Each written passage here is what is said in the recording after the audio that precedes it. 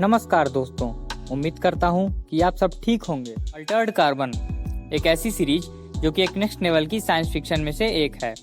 एक ऐसी सीरीज जिसमें कई कमियां होने के बावजूद दिल जीतने में पूरी तरह से कामयाब रहती है। इस सीरीज की पॉपुलैरिटी को देखते हुए कुछ नया ट्राई करने की कोशिश की गई है, जो अपनी सीरीज को पूरी तरह से जस्टिफाई करती है, ऐसा देख कर तो नहीं लगता है। अल्टर्ड कार्बन रीस्लीव्ड यह एक जापानीज एनिमे मूवी है जो कि अल्टर्ड कार्बन का स्पिन ऑफ है, जिसे 19 मार्च 2020 को नेटफ्लिक्स पर रिलीज किया गया था।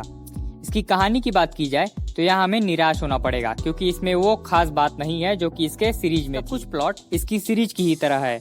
शुरुआत एक लेटिमर नामक एक फिक्शनल प्लेनेट से होती है, जहाँ हम देखते हैं कि टेक्नोलॉजी काफी एडवांस हो गई है। इतनी ज्यादा एडवांस हो गई है कि मौत लोगों के लिए खिलौना बन गया है।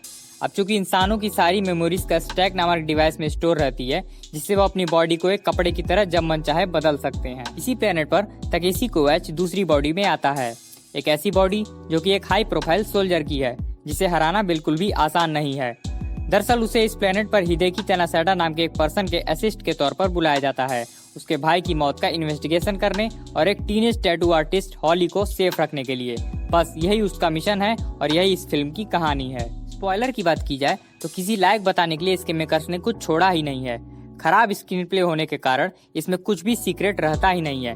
पहले ही हमें सब बता दिया जाता है कि कौन किसके पीछे पड़ा है और कौन ये सब करवा रहा है। हालांकि इस सीक्रेट को लास्ट तक मेंटेन रखने की कोशिश की गई है, लेकिन जब तक हमें इसका पता चलता है तब तक हमारी कहानी पर से इंटरेस्ट पूरी तरह से खत्म हो चुका रहता है।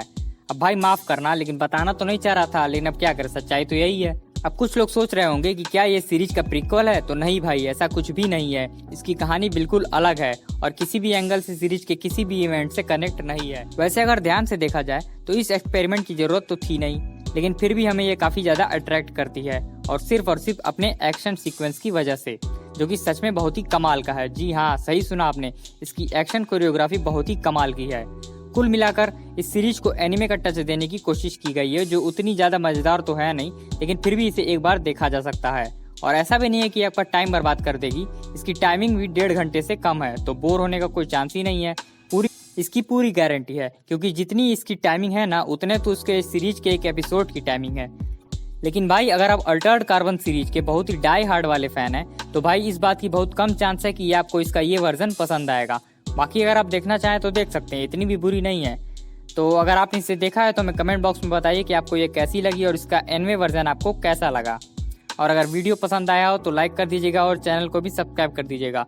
मिलते हैं नेक्स्ट वीडियो में। जय हिंद, वंदे मातरम।